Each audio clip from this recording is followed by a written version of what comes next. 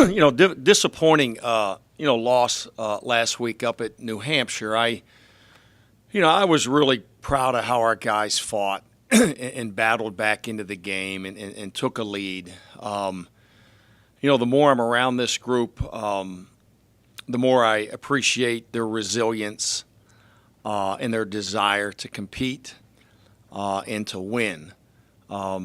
So I think in a lot of ways, this group right here is very much committed, very committed to this season and to finding ways to win football games and do the things they have to do to prepare, to give ourselves a chance each and every week to win. Had another setback this week with John Lobb, our quarterback. John fractured his left ankle, his fibia, had a plate and I think 5 or 6 screws put in. He'll be casted for a couple of weeks, maybe in a boot for a couple of weeks, but most likely will be out for the season.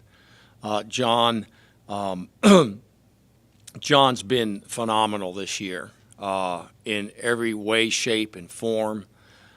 His off-the-field leadership, his locker room leadership and demeanor, his work ethic, and then his production on the field. I think that he's really had put together an outstanding season and really validated, our decision to make him and name him, our starting quarterback.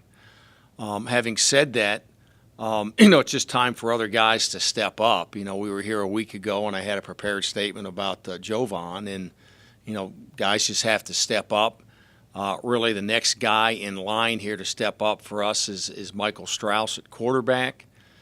I remember one of the first questions I fielded after being here, through the Christmas holiday. I think it was from John, but after we had taken Michael Strauss and just trying to attach some meaning as to why we made that decision and did I feel we needed another quarterback. And I think my most specific comment was, well, that's one position you don't want to come up short at. And not really knowing my football team at that time, I'm really glad that we made that decision. We went into spring ball and Montel White was injured. He had a leg injury, so I never really got to see what he could do. But Michael and John competed all spring long. They competed all summer long. And it really was a tough call to make, when it came down to the start of the season.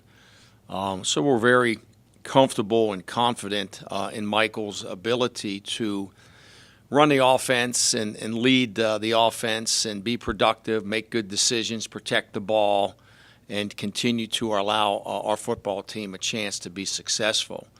Now, having said that, there's other guys that have to step up. Obviously, Montel's role is going to change. We're going to do a few more things with Seth Fisher, Sam Roller, who have been quasi-tight ends, fullbacks in our program.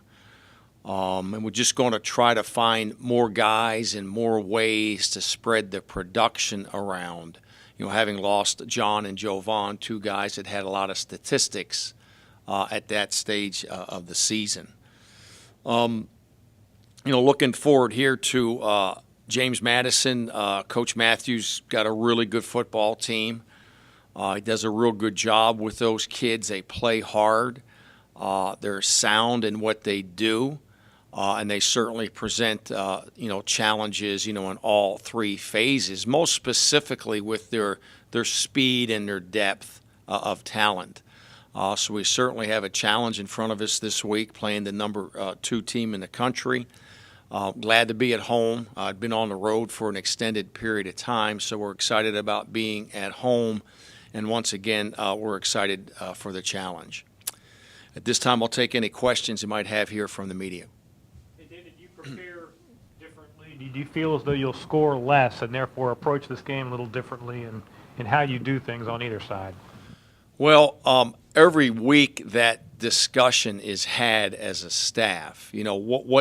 What's the best way to play this game? And some weeks the thought is the best way to play the game is in a shootout. Other weeks you may decide that's not really the best way to play this game. Quite honestly, in playing James Madison, a shootout is not necessarily the best way to play them, regardless of whether John or Michael was at quarterback. So that does factor in, no doubt, and it factors in every week, even in a week where we weren't making or having to make a change at that position. Yes, sir. Coach, can you compare the two quarterbacks as rushers? Do you lose a lot there with Michael being able to run the ball? Well, Mike is not as big as John. Mike is deceivingly quick and a very capable ball carrier.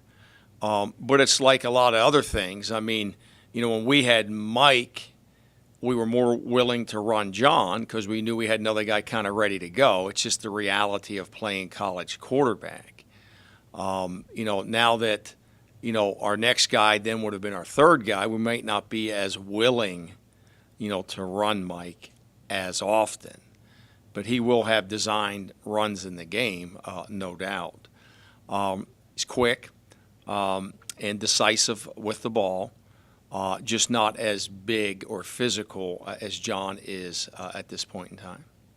Do you think it would be a little bit of an advantage for you? Because JMU, it's tough to get ready for a guy that you barely have any film on. I really loved the response that Mickey gave the other day when asked that exact same question. He started to go down that path and saying, yeah, there's some things that we might know what they're going to do. He goes, but I've lost my starting quarterback before, too, and I'd rather be in a position where you know what you have there at quarterback. So, we may be a little less predictable in terms of our tendencies in the game based on what they had been studying. All right, from that aspect, I think we will be a little bit different and might be able to create some plays and some opportunities in those moments.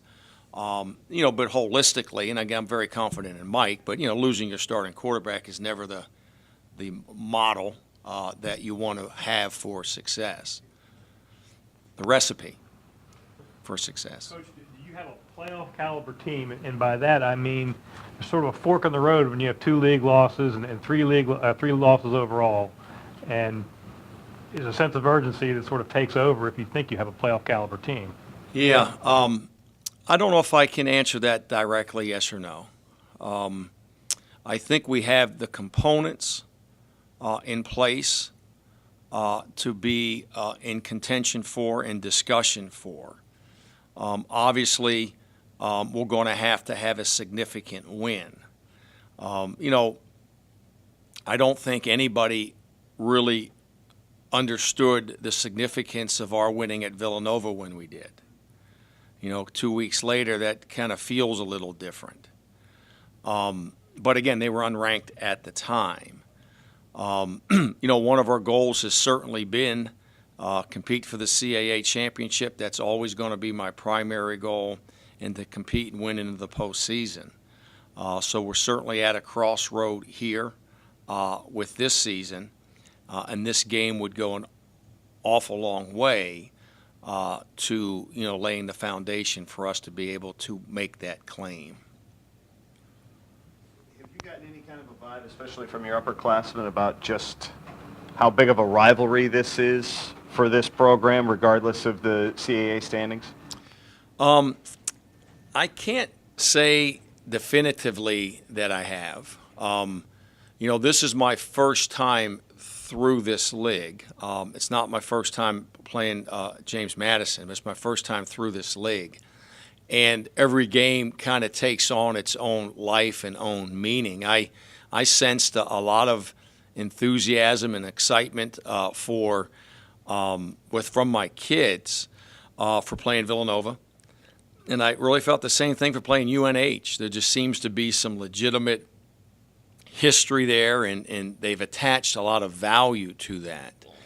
The thing that jumps out here is, in-state. That always becomes somewhat paramount when you're in conference and in state.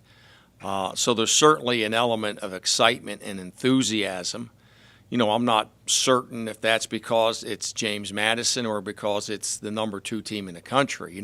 Sometimes that goes hand in hand. There's another in-state conference team that I know is probably our most identified, rivalry game. So I think our kids, our team will be excited and certainly ready to play and looking forward to the competition. With all those factors, I think, being reasons for our enthusiasm. Talk about the frantic nature in which Strauss came into the game last weekend. He, I think, threw a touchdown on his first passer, and how a week of preparation can now be channel his approach differently this week. Well, there's a lot of things that Michael brings to the table, and probably from the beginning, the most noticeable thing was his ability to distribute the football. Mike has been a very accurate, confident passer. And when we were early on in this process with Mike and John, that was kind of the tipping point. We all had conversations about, John threw the ball hard and he'd hit the hard throw, but sometimes the easy throw, he'd throw it too hard or overthrow it, and he obviously had a great year. He kind of learned how to manage that. Michael's had really good touch all along. They've got 14 or 15 kids from Richmond. William Mary recruits Richmond, obviously Virginia Tech, Hampton, Norfolk State, Liberty. Can you talk about your philosophy regarding city of Richmond and Richmond area, and how you feel about that? Is it any different than recruiting D.C. or Philadelphia to you? Well, it's a lot different for sure. I mean, it's very important for us to do well here locally. It's always been a thought and a philosophy of mine, almost regardless of where I've been. Now, the thing here that's unique is the level of talent. This is a very, very talented area of high school football.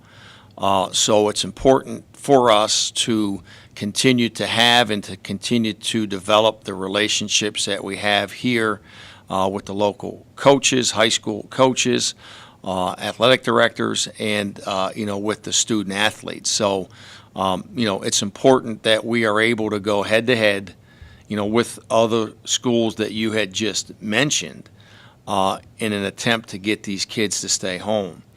And it's interesting because as we speak today, there's 3 or 4 pretty high-profile local players who are looking at a number of FBS schools and a number of opportunities that might take them away, but we're still kind of in it. We're still kind of front and center. And the calling card there is, well, we have a great academic institution, and we're right here in your backyard. So we have to continue to want to and be willing to, fight those battles so we can win some of those and keep some of those kids here locally. Hey, if I could follow, why is it important to do well here? Rather than a guy from Louisa or a guy from Louisiana, what difference does it make? Well, I think it makes a lot of difference on a number of fronts, but one is it generates a little more local interest. And no matter how you shake it, that's a fact. There's a following. There's a high school football is like a cult. My dad was a high school coach for 15 years. We've been in all these different towns. We were up in Pennsylvania. It's like a cult.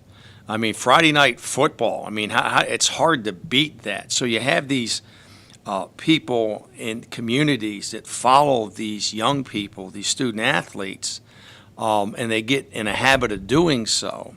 And then all of a sudden they find themselves here at the University of Richmond, and there's this bond or this connection. And it goes beyond just the schools and the administration and the coaches. It kind of leaks into the community.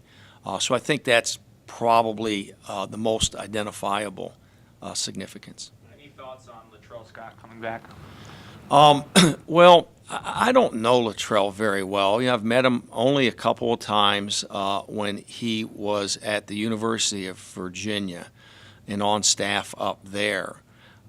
So I don't really haven't attached any legitimate feeling to that about this game. I'll say this. I was happy that he landed work. I was very happy that Coach Matthews was able to hire him and to keep him coaching in this state. I've heard nothing but positive things about Coach Scott and his character and his ability to recruit and coach.